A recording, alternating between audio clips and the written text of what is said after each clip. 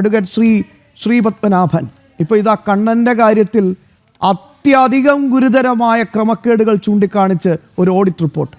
എങ്ങനെ ധൈര്യം വരുന്നു ഇതൊക്കെ കട്ടുമുടിക്കാനും ഇത്തരത്തിലെല്ലാം തോന്നിയ പോലെ കാണിച്ചു കൂട്ടാനും? ഈ ധൈര്യം എവിടെ നിന്നാണ് വരുന്നത്?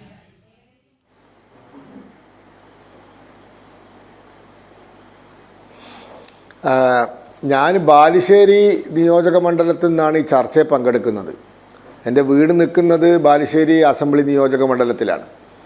ബാലുശ്ശേരിയിൽ ചിരപുരാതനമായ പ്രശസ്തമായ ഒരു ക്ഷേത്രമുണ്ട്, ബാലുശ്ശേരി ശ്രീ കോട്ട പരദേവത ക്ഷേത്രം.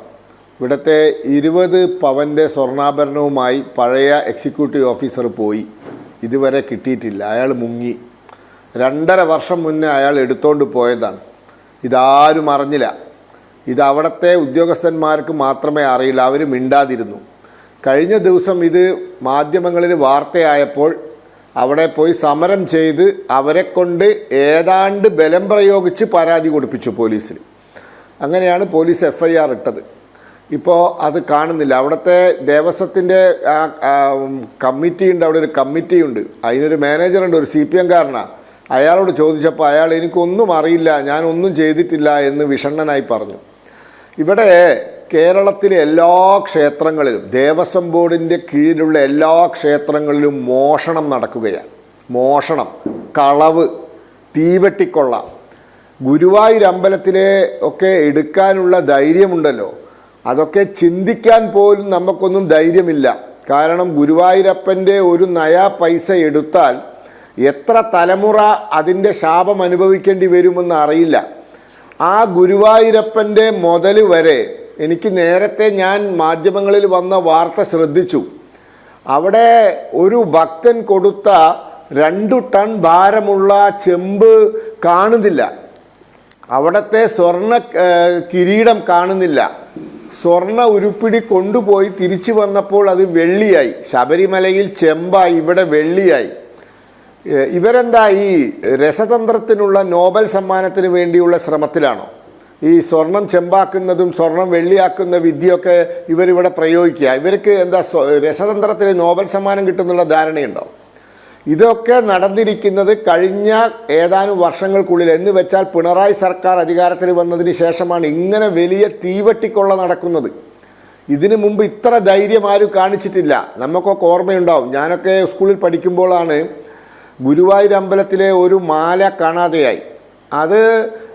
അതിൻ്റെ പേരിൽ അവിടെ ഉണ്ടായിരുന്ന അവിടുത്തെ മേൽശാന്തിയൊക്കെ ഒരുപാട് ബുദ്ധിമുട്ട് അനുഭവിക്കേണ്ടി വന്നു. അവസാനം വർഷങ്ങൾക്ക് ശേഷം അവിടുത്തെ ക്ഷേത്രത്തിനുള്ളിലെ കിണർ വറ്റിച്ചപ്പോൾ അത് കിട്ടി. അതെങ്ങനെയോ അവിടെ വീണുപോയതാണ്, എലിയെടുത്തിട്ടതോ അല്ലെങ്കിൽ അറിയാണ്ട് വീണുപോയതോ എന്തോ ആണ്. അത്ര വലിയ വിഷയമായിരുന്നു അന്നത്. ഇന്നിപ്പോൾ ഗുരുവായൂരിൽ സംഭവിച്ചിരിക്കുന്നത് ലക്ഷങ്ങളുടെ നഷ്ടമാണ്. അവിടെ ഭക്തന്മാർ സംഭാവന കൊടുക്കുന്ന പലതിനും രസീത് കൊടുക്കുന്നില്ല, അതും വലിയ വിലയുള്ളതിന്. കുങ്കുമപ്പൂ കിലോ കണക്കിന് ഭക്തന്മാർ അവിടെ വഴിപാടായി കൊടുക്കുന്നു. 1 കിലോ കുങ്കുമപ്പൂവിനൊക്കെ വലിയ വിലയാണ്, കേട്ടാൽ ഞെട്ടുന്ന വിലയാണ്. അതിന് രസീത് കൊടുക്കുന്നില്ല, അത് കാണുന്നില്ല. ഇങ്ങനെ ഗുരുവായൂർ അമ്പലത്തിലെ എന്താ പറയാ കാര്യങ്ങൾക്കൊന്നും വ്യവസ്ഥയില്ല. ഭക്തന്മാർ നൽകുന്ന അപ്പടെ അടിച്ചു മാറ്റി, അത് എങ്ങോട്ട് പോയെന്ന് പോലും ആർക്കും അറിയില്ല.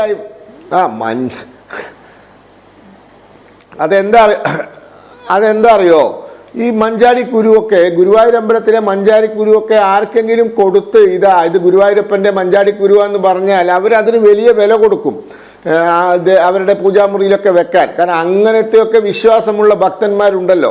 അതുതന്നെയാണ് ശബരിമലയിൽ സംഭവിച്ചത്. ഏതൊക്കെയോ ഭക്തന്മാർക്ക് വിറ്റതാണ് ഇവർ. അപ്പോൾ ഇങ്ങനെ സാക്ഷാൽ ഗുരുവായൂരപ്പൻ്റെ മുതൽ വരെ കക്കാനുള്ള ധൈര്യമാണ് ഇപ്പോൾ കാണിച്ചുകൊണ്ടിരിക്കുന്നത്.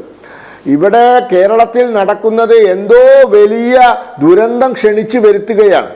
അയ്യപ്പസ്വാമിയുടെ മുതൽ കക്കുന്നു, ഗുരുവായൂരപ്പൻ്റെ മുതൽ കക്കുന്നു, പരദേവതയുടെ മുതൽ കക്കുന്നു. എന്ത് ദുരന്തമാണ് ഇവർ ക്ഷണിച്ചു വരുത്തുന്നതെന്ന് അറിയില്ല. ഇവർ ക്ഷണിച്ചു വരുത്തുന്ന ഈ ദുരന്തം മലയാളികൾ മുഴുവൻ അനുഭവിക്കേണ്ടി വരുമോ എന്ന് ആലോചിച്ചിട്ടുള്ള ബേജാറുണ്ട് നമുക്ക്. കാരണം ഗുരുവായൂരപ്പനെ വരെ പറ്റിക്കാൻ തുടങ്ങി. ഗുരുവായൂരപ്പനെ കൊണ്ട് തന്നെ പറയുന്നത്, ഗുരുവായൂർ അമ്പലത്തിലെ ഗുരുവായൂരപ്പനെ ഉണ്ണിക്കണ്ണനായിട്ടാണ് നമ്മൾ ആരാധിക്കുന്നത്. വെണ്ണകെട്ട കള്ളനാണ്. ആ ഗുരുവായൂരപ്പൻ്റെ മുതൽ കക്കാൻ തുടങ്ങി. ഇത് ഗുരുവായൂരപ്പൻ തന്നെ ഇറങ്ങിയാലേ രക്ഷയുള്ളൂ എന്നുള്ള അവസ്ഥയിലെത്തി. ഈ റിപ്പോർട്ട് ഞാൻ കേട്ടു, പല മാധ്യമങ്ങളും റിപ്പോർട്ട് ചെയ്തിട്ടുണ്ട്. നമുക്ക് തല തരിക്കുകയാണ് ഇത് കേട്ടിട്ട്. അതുകൊണ്ട് എത്രയും പെട്ടെന്ന് കേരളത്തിലെ ഹൈക്കോടതിയുടെ ദേവസ്വം ബെഞ്ച് ഇതിൽ ഇടപെടണം, ഇതിൽ പൊതുപ്രവർത്തകർ ഇടപെടണം, ഇവിടുത്തെ രാഷ്ട്രീയ പാർട്ടികൾ ഇതൊരു വലിയ വിഷയമാക്കണം, ഇവിടുത്തെ ഭക്തജനങ്ങൾ ഇതിനെതിരായി തെരുവിലിറങ്ങണം എന്നാണ് പറയാനുള്ളത്. ശ്രീപത്മനാഭൻ, ഇതിൽ ഏറ്റവും പ്രധാനപ്പെട്ട കാര്യം, ഇത് ശബരിമലയിലെ സ്വർണ്ണ കാട്ടുകൊള്ള വിഷയങ്ങൾ ഇങ്ങനെ സജീവമായി നിലനിൽക്കുമ്പോൾ ആരും ചോദിക്കാതെയും പറയാതെയും ഇപ്പോഴത്തെ ഗുരുവായൂർ ദേവസ്വം പ്രസിഡന്റ് വന്ന് പറയുകയാണ്, അതെ ഞങ്ങളെല്ലാം ഓക്കെയാണേ, ഇവിടെ ഒരു കുഴപ്പമില്ല എന്ന് പറയുകയാണ്. ആരും ചോദിച്ചിട്ടില്ല, ആരും പറഞ്ഞിട്ടുമില്ല. അദ്ദേഹം തന്നെ ഇവിടെ വന്ന് അങ്ങ് പറഞ്ഞേക്കുവാണ്. 2-3 ദിവസം മുമ്പുള്ള വാർത്തയാണ്. എന്നാൽ ഇപ്പോഴുള്ള ഈ ഓഡിറ്റ് റിപ്പോർട്ടുകൾ ഗുരുതരമായ ഏതാണ്ട് 360ഓളം പേജുള്ള ഈ ഓഡിറ്റ് റിപ്പോർട്ടിൽ ഉടനീളം ഓരോ ഖണ്ഡികയായി ക്രമക്കേട് എന്ന് മാത്രമേ രേഖപ്പെടുത്തിയിട്ടുള്ളൂ. ഇപ്പോൾ അദ്ദേഹം പറയുന്നത് അതൊക്കെ പരിഹരിച്ചതാണ്, എല്ലാം കോംപ്ലിമെൻറ്റ്സ് ആക്കിയത്. അപ്പോൾ ഇതെങ്ങനെ നമുക്ക് ഈ വിഷയത്തിൽ ഏത് രീതിയിൽ നമുക്കിത് വിശ്വസിക്കാൻ സാധിക്കും?